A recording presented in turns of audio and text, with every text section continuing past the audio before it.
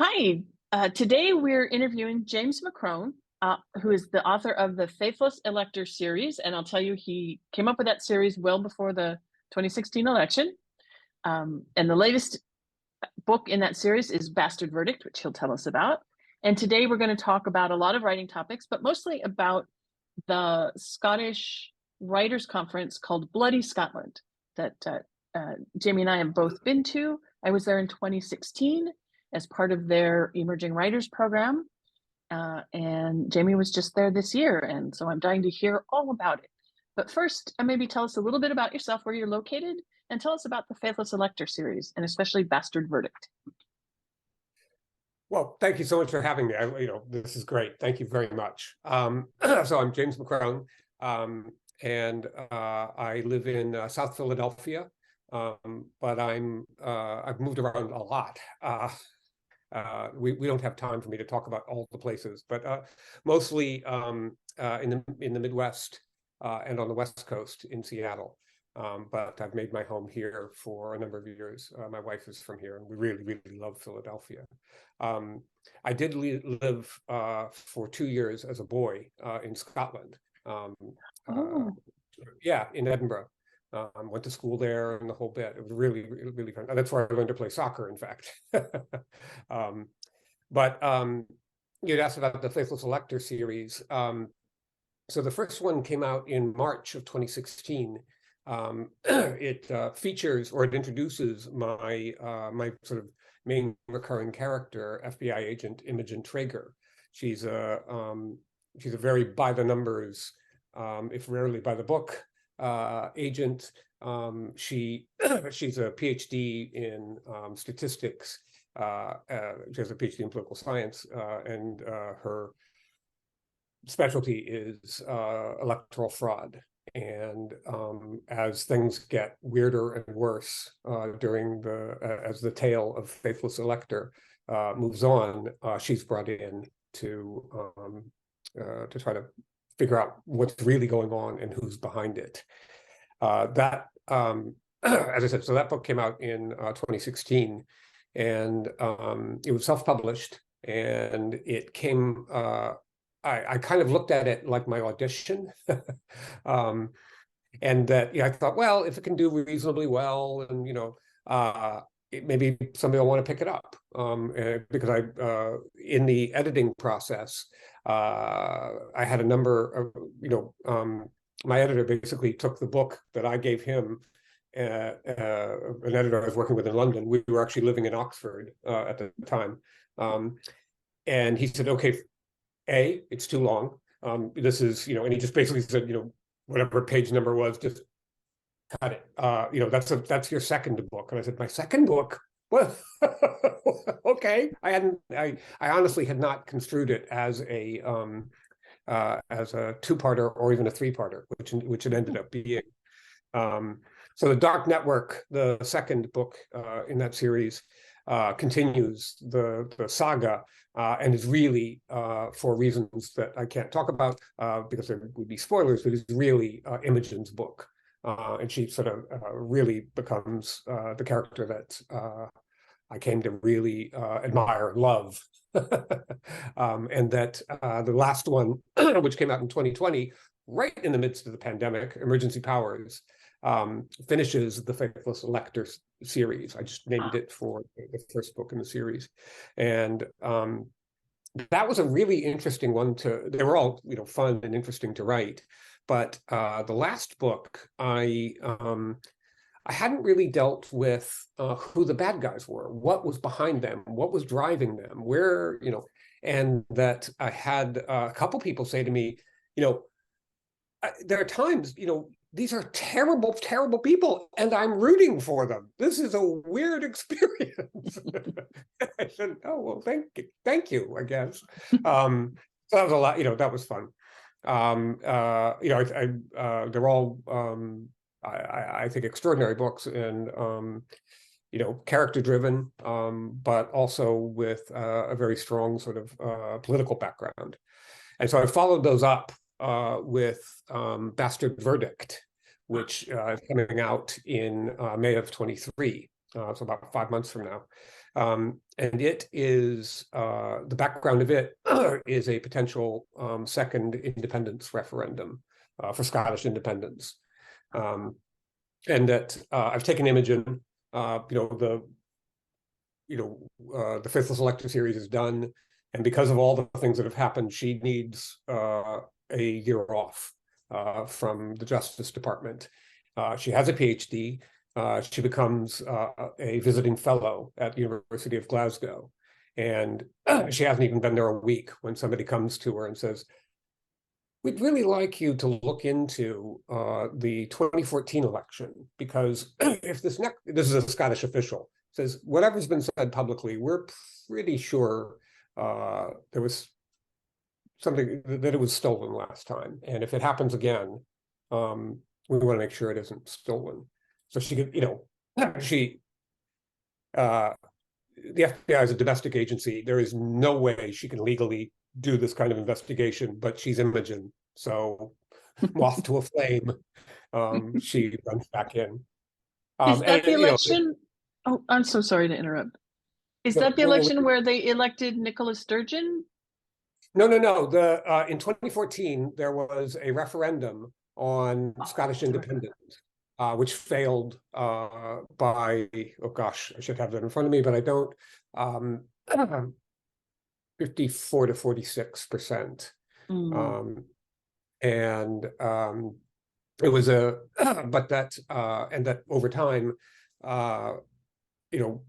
things have changed. One of the, it's in the book, in one of the conversations where somebody's like, yeah, I mean, a lot of people said, they said, that if we left Great Britain, that, we wouldn't be, we'd be kicked out of the European Union, which is kind of rich now that England has Brexited the Union for them, or the European Union for them.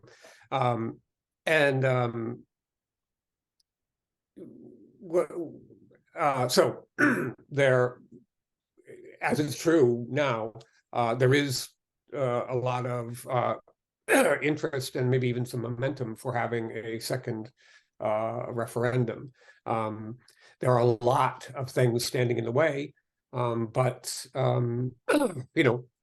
fiction is a game of what if, and that's what I've taken it on, and that the title, because I wanted a kind of noir, twisty sort of tale. Scottish law, as distinct from Anglo-American law, actually has 3 verdicts.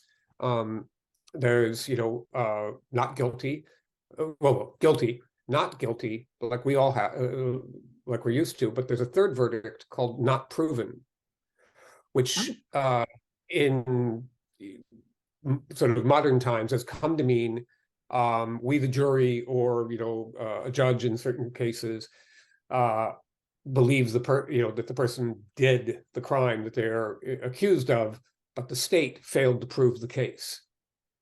Wow. So that it is still an acquittal, but it gives the jury one little say here, right? I mean, it's not a vindication. It is, and so it's been around forever, or for quite some time. And it was actually Sir Walter Scott who nicknamed it the Bastard Verdict. And I'd been talking around, literally I was sitting in a coffee shop with a couple of friends, and I said, yeah, I'm thinking about calling it not proved. And I had to explain the whole thing, and they're like, oh, well, that's interesting. I said, Sir Walter Scott called it the Bastard Verdict, and all 3 heads went, well, that's what you should call it. I thought, oh, yeah, it does sound better, doesn't it? It's a really evocative title. I really like it. I'm hopeful that it will be, yeah. Cool. And also, I just wanted to thank you. Oh, go ahead. And then lastly, I'm interrupting you, I apologize. We're going to be talking about Bloody Scotland, the conference. And then what I did, the first Bloody Scotland conference I went to was in 2019. And I bracketed the conference is 4 days, and I came for like 3 days at the beginning. I added 3 days at the beginning and 3 at the end, so that I could scout locations for murders to be committed and things like that. And that was a lot of fun. And I went up to Dundee, which I'd never, even though I lived there, I'd never actually been to Dundee. It figures Yeah. largely in the scheme of all these things. Oh, how cool. I've been to Yeah. Edinburgh and I spent one night in Glasgow. As a very young person, but yeah, cool. All right. So all writers have limited time and limited budgets to either build their own knowledge or promote their books. And so I think it's always a question, why do writers go to conferences at all? And maybe you can answer that for yourself, of course. Yeah, I like all other writers. I have to take my I have to look at sort of what I don't have a true budget in any kind of meaningful way. I mean, that would be far too put together for me. But I do look at roughly the amount of money I think I can spend on these kinds of things, and I make decisions. I'm going to this one and not that one, and then obviously going to bloody Scotland, I'm paying for airfare over, and staying in cheap hotels, but still hotels. It's going to basically eat up the whole budget. But I do like conferences, and I like them for it throws you again together with people who care about story, care about character, have read all the stuff or many of the things you've read. They suggest new things. Your TBR pile gets bigger all the time. I find it inspiring. I find it energizing. And at good ones, you're in the audience even, right? And you hear something, you think, that's right. And you write it down. And I mean, it maybe helps you in a new direction with your own work. Yeah, and you get to meet new people and all kinds of things. I am pretty active on social media, and the conferences were a way to people who I interacted with a little bit, or even more than a little bit, to other authors, to just say introduce myself in person. And it was kind of it almost the social media part almost sort of eased my way in, so that people were like, oh yeah, you right, and we've actually got something to talk about because we've already been talking, which was lovely. I wish I could go to every conference there is. but BoucherCon is wonderful. Left Coast Crime, I think, is fantastic. Bloody Scotland. There was one called Deadly Ink that I believe is now defunct in New Jersey. So it's kind of near me. And I mean, there are tons of them. And I unfortunately have to pick and choose. But Bloody Scotland, for anybody listening, is extraordinary, and really, really fun. And we can go into that, Cool. Yeah. Let me ask you. I guess what's different about it, or what's extraordinary about it? Tell me about the experience of going to Bloody Scotland. So I mentioned earlier BoucherCon and Left Coast Crime, both conferences I've been to and really, really liked. And there's an intimacy at, say, Left Coast Crime that I really value. You're up close with people and talking, interacting to one degree and another, that I find extraordinarily useful and pleasant. It's just in BoucherCon, there are so the balance between writers and readers is well, there are a lot more readers, I think, at say BoucherCon than there are at a number of conferences. I'm not, disparaging the other conferences. I'm just saying, BoucherCon has a lot more readers at it. I think, within my experience, and so really, that's incredibly valuable. Bloody Scotland is sort of those two things together.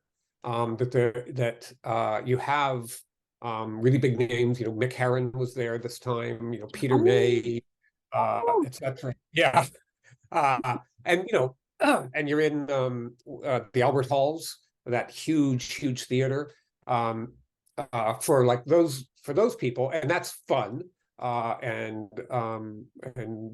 interesting. But there's also little ballroom ones where they're sitting 6 feet away from you and talking and answering your questions or answering somebody else's questions. And I really I think that's extraordinarily valuable. Moreover, they actually have an England-Scotland football game that they do on I think it's on the Saturday, so that and that I was actually meeting with another writer right at that point, somebody who I really wanted to talk to. So I didn't get to see the game, and Scotland won, which is a rarity apparently. So it has from my perspective, some of the best things of, say, Left Coast Crime, and some of the best of BoucherCon, big names, not so big names, a lot of readers versus, as well as writers, and but they also have a soccer game.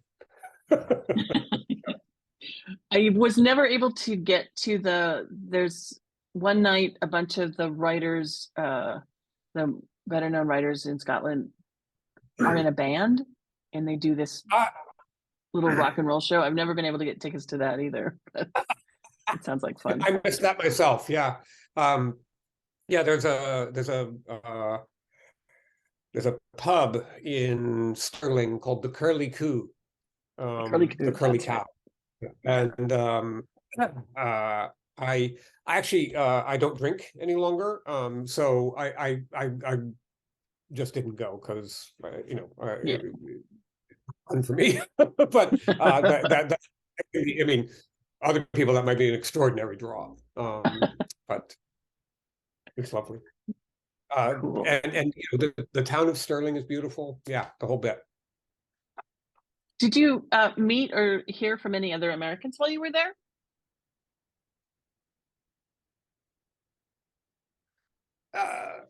There were a couple people, as you did, who said, "Tell me, make sure tell me how it goes, because I'm interested." David Baldacci was there, actually, both times that I was there. Oh. He was like the guest of honor, in 2019, and he was at one of the big dues in the Albert Halls. So he was there. He didn't ask about me, oddly, but no.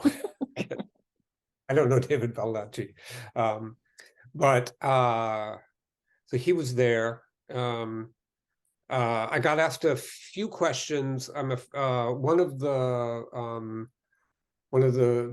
debut authors, a Scotsman, had written a police procedural set in rural Nebraska, and a couple people were like, they were asking me questions about it. I bought it and I read it, but at the time I was sort of like, I haven't read it yet, so just ask your question. I don't, maybe I can answer it. There weren't a lot of Americans. Yeah. Yeah. The year I was there, there was one American lady who was the person in the audience who stands up as if they're asking a question, but they really just tell the audience a bunch of stuff. And I'm like, oh no, ugly American, no. Oh, I see. Yeah. Well, so you when you went in 2016, was it? So Yeah, you yeah. were part of the emerging writers, and actually, I didn't bring that up, but and I want to hear. I'd like to hear that a little bit from you on that. But Sure. uh, that is another feature of Bloody Scotland that I think is extraordinary. The emerging writer series, they call it, so that they will introduce one of the emerging writers, people they've picked beforehand, and they'll read a 4 to 6 minute excerpt from their book. And obviously from time to time you're like, oh, that wasn't very good. But but usually you're like you're just okay, you're writing it down. What was that title? And go up to the bookstore and see what you can find. And they use that emerging writer talk as the kickoff for some of the other panels that are going. And so as an emerging writer, you're on stage with Lynn Anderson and Chris Brookmeyer and whoever else, and at least for a moment or two, 4 to 6 minutes. But you did it, right? I mean, Yeah, I did it. I was super lucky. I couldn't believe I just on sort of on a lark sent in my submission, and when they said they wanted me to come, uh, I'm like, oh, they just picked me because it was the first volume of Low Down Dirty Vote, which raises a short story collection that raises money for yeah. voting rights. And I'm like, oh, they don't like Trump. That's why they picked me. But that wasn't it at all. They make you rehearse so that when you get up on stage, you're not terrified and blanking out. Oh, that would be And good. they had like a professional quality um, technical crew running the stage for the big stage Yeah. anyway. And I met a Dutch writer and a German writer and just people from all over the world. And it was really it made me feel like a grown-up writer for possibly the first time, even though I've been a software technical writer for 30 years. I'm like, oh, Mm-hmm. now I'm a real writer because people are listening to me. So I went around telling everybody that I was the amuse bouche for MC Beaton, who has passed away Brilliant. since. But yeah, and oh my gosh, tiny little lady, huge gravity. I mean, as soon as she walks into a room, everybody's just like, oh, she's so well known there. But she just got, and she told this hysterical story about this wee woman in her younger days, and somebody got in her face, and so I can't do the accent at all, but she said, so I gave him a Glasgow kiss, and I'm like, oh my god, I'm not messing with her at all, because Yeah, a Glasgow kiss is ever. Yep. a headbutt. Like, holy cow. So it was very fun, and I got to sit next to the actress who plays Agatha Raisin during the book signing. And I never did get my money from the bookstore, though. It was just too hard to send me $14 American. So Okay. okay, just keep it. Well, maybe you show up next year and say, listen, yeah, just you can walk into the bookstore and go, you owe me 14. No, I'm kidding. Right, you lot. Yeah, right. Yeah, but everyone was just so nice. Oh, and that's one question I wanted to ask you. This is kind of a weird question, and tell me if you don't share the perception. But I've watched every single Midsummer Murders episode, Yeah. and it struck me about halfway through that if a character was called out as being Scottish, and if they were male, they were portrayed as a wild man, and if they were called out as being Scottish and were a woman, they were portrayed as being very cold. And it happened like 3 or 4 times with each gender, and that was so not what I found in Edinburgh. I found these fabulously friendly, open, well-educated, interested in the whole world, funny. Um, they'd give you a little hard time now and then just to see how you take it, but Sure. super friendly. And I met a woman there who I now use as the editor for the Low Down Dirty Vote series. Oh, Yeah, Sarah Donaldson. She lives up near Dundee, outside of Dundee. Uh, and I just wonder, have you ever observed that in English, like television, this sort of odd portrayal of I Scottish think I know characters? exactly what you're talking about, and I mean, I think I want to be careful here because I don't want to, tar the whole, uh, you know, but I think Like it's a trope, maybe, or something. or a stereotype, Yeah. even, I mean, frankly, and that it's the English gaze as opposed Mm. to a more realistic gaze, let's say. That it may be that among some of the English that this is all they see, right? Because around them, people get taciturn and quiet, and or except for the one guy who's drinking heavily, and he's a wild man, right? And they're like, well, they must all be like this. I mean, it's definitely a trope, but I think more along the stereotype. There's more of a stereotype than that. I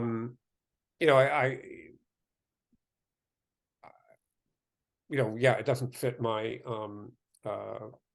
my sort of experience in any way. I mean that there's a humor, sort of self-deprecating humor, and just they're not looking at it this way. It's just a little, Yeah.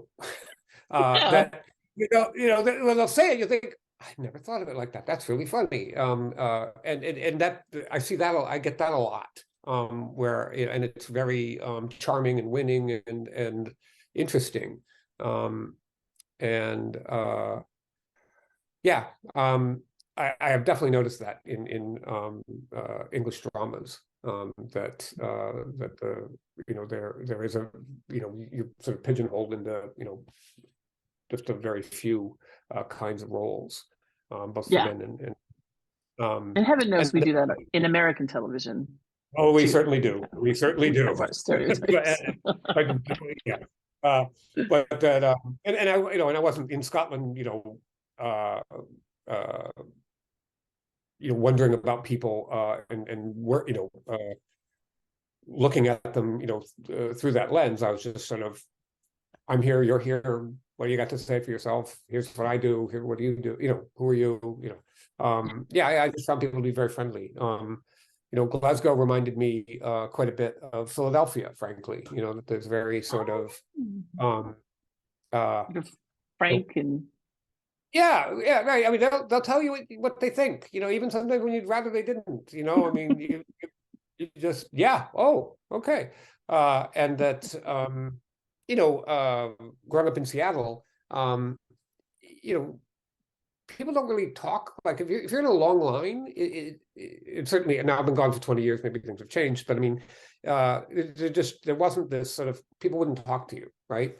But that in Philly, the person in front of you is like, can you get a load of this line? You're here, I'm here. We might as well, interact, and and they just you learn all kinds of things from that's really fun. I And then found reading the okay.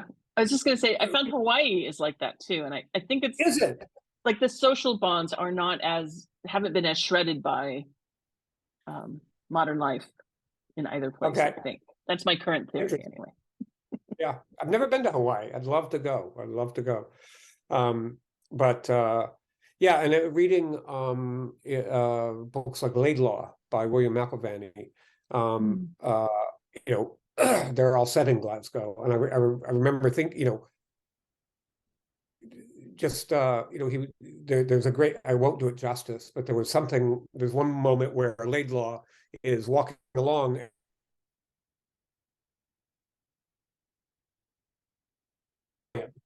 and he says something like, just another, Glaswegian giving the world bulletins on their progress through life. And not like 2 days later, I'm walking up to the grocery store here, here in my neighborhood, and there's just a guy, he's coming toward me. He goes, I'm going to the post office. I don't know this man, right? He's just like, I'm going to the post office, then I got to go here, and then I'm going to go. How you doing? All right, good. Let's, and I'm like, yeah, I'm just going to the grocery store. I felt like I needed to contribute, and That's hysterical.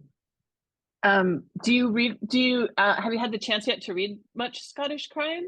I've read Val McDermid and Ambrose Parry mostly so far. Okay. Yeah, I've and read a little McCarran. bit. Right. I think, yeah. I've read actually both William McIlvanney and Liam McIlvanney, his son. So I didn't actually start reading William McIlvanney's crime stuff. There's a glorious book from the 1980s called Doherty, that's about a family in a fictional town. I forget which one it's supposed to be, but that and it begins in 1901, I believe, and it takes them up through I think like 1918, 1919, and it's one of those books. It's not a crime drama at all, but every page is just, there's something beautiful and stunning, and you read it really, really slowly, because you find yourself stopping and just thinking about that now. Not to the degree that it takes you out of the story and blocks you from interacting with the characters, but it's just extraordinary, lovely. So I read that, and then it was my dad who said, "Oh, well, you'd really like Laidlaw," and I did. I was kind of hooked there. But so I've read and Liam McIlvanney, his son, is a professor in New Zealand, but he's written The Quaker and The Heretic, which are both really, really good. I've read Alan Parks, Lynn Anderson. I've read She does the loud ones, which I really like. Chris Brookmeyer is, can put together a scene that is, people talk about, oh, I laughed out loud, or they'll write LOL, and I don't think people laugh out loud that much, but I'm prefacing this because like there would be scenes in something that Brookmeyer had written where I'm gasping for breath. It's so funny, and usually kind of horrible at the same time. I mean, what is it? I think it's over here on my shelf, but I think it's Quite Ugly One Morning. Is an early one of his, and there are horrible things happening, and I'm crying, laughing. It's really, really good. I read. I wanted to make sure Fiona Erskine. She's been doing the chemical things. Phosphate rocks, I think, is really fascinating and fun, and sad, but beautiful. It's a really nice one. Who else did I? Ian Rankin, obviously. Peter May. I actually I didn't realize he was Scots until I read the back flap. But Abir Mukherjee, I didn't know that.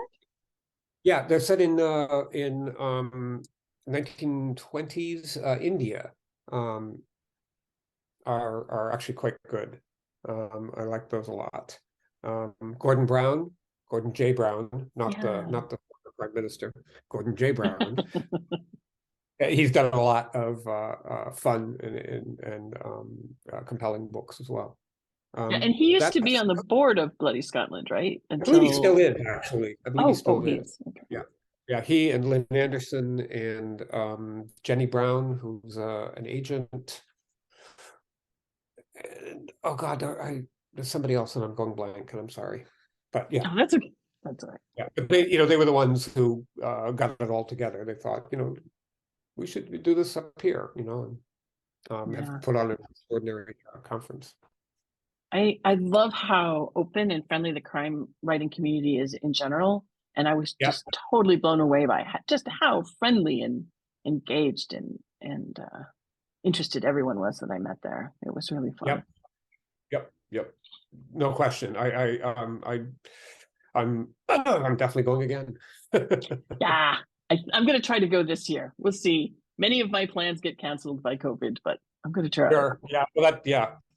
Well, Well, and it's also the really nice thing with conferences. If you do go, from time to time, like I did meet people and did make acquaintance friendships with, so that suddenly, you're like, you can, email somebody and say, hey, are you going this year? I'm going to be there, and, and whatnot. And that's just fun, or adds to the fun. Because obviously, the first year I went, you feel a little bit like the new kid, right? Are they going to like me? What's going on? Should I go over here? Should I go talk to those people? That kind of thing. But everybody is very, as I say, very open, welcoming, and they're like, yeah, sit down. What do you, who are you? Which I love. Yeah. But that, I think it was a little bit more me, being sort of just reticent to jump right in, but I think that's good conferences are great at fostering that ability to truly just jump right in. Yeah, I'm a recovering introvert, so it takes a little poking, but once you get me going, I'm pretty good. Yep. Yeah. I gotta get wound up a little bit, and then That's right. off I can go. But yes, me too. Me too. Cool. All right. So Bastard Verdict, which is not part of the Faithless Elector series, but a standalone, or is it the beginning of a new series? I mean, it's got Imogen in it, but yeah, I'm not sure. At this stage, I wonder. I have a couple of ideas that, but I want to sit with them a little bit. I want to see how this one goes, and I'm working on a 5th book called Witness Tree. Witness Tree. Witness Tree, that's set in rural Oregon, and is about the next election. The 2024 US election. But I took it from you and I were talking earlier, I think, about short stories, and my parents live in rural Oregon, and they're aged now. They go to bed really early, and so I would find myself, just kind of, well, I should be writing. I should be, and so, after I kind of cleaned up and done dishes and whatever else needed to be done, it'd still only be like 8 o'clock at night.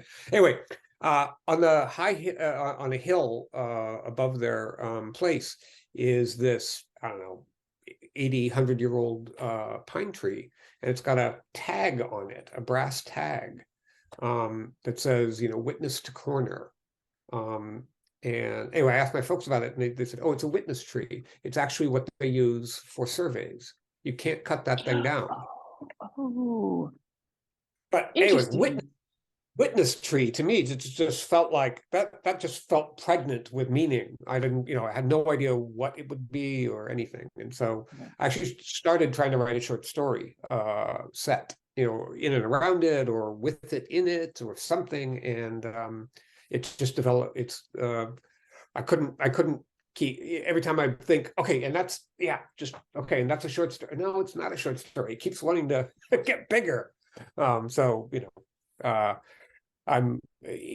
have written the end of a first draft, and now I need to go back and basically rewrite it entirely. So that's a ways away at this point. But I want to get through it before I take up another Imogen book. Yeah, that makes sense. Cool. I will look forward to seeing that. And also, May is when Bastard Verdict launches. And actually, sorry, and it was actually the short story that I wrote for volume 3 of Low Down Dirty Vote, that I pulled one little sort of thread of what was happening in that and dropped it into Witness Tree, so that nice. I could, because again, you write a short story and you like it and you feel it is what it is and it's entire to itself, but there are ideas in it that one hopes are bigger than just the story, and so I was able to kind of tease some of that out. Oh, cool! I didn't realize that. Yeah. Well, if I can actually make a real good second draft, I'll pass it. I'll let you see it if you'd like. Oh, I'd love to. very much. Yeah, I enjoy your work very much. So is there anything else you want to leave our listeners thinking about in terms of Bloody Scotland or writing or crime fiction or Wow. Philadelphia? What else can I say? This has been really, really fun. Thank you. I really enjoyed Yeah. talking with you. Um, uh, if anybody is thinking about going to say Bloody Scotland, I think it's I would say do it. And really jump in with both feet. People are very welcoming. People at the conference are very welcoming. You get some time, you can wander around the city, the castles there, the whole bit. It's spectacular. And the panels, I think, are really good too. They do a good job of organizing them around very sort of specific kinds of things that are can be open-ended. I because I knew we were going to be talking about this, I printed out the thing with my tickets. So like they did Death as the Day Job was a really good one. They did The Mind and Body of Murder, and that was actually some forensic scientists talking about. That was a really great one. The Broad Church of Scottish Crime was also quite a good one. And then Mick Herron, and then the comedian Frankie Boyle has written a crime book, and so he talked about that. I mean, there are tons of them. You got to hear Frankie Boyle talk live? Yeah. Now I'm really jealous. He was fun, and I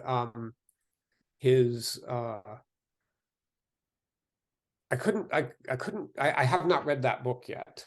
So we'll see.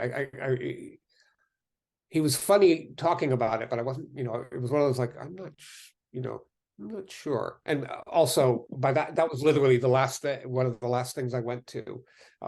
And I was already worried about how much my suitcase was going to weigh because I had so many books. So I thought, I'll buy it, maybe it'll probably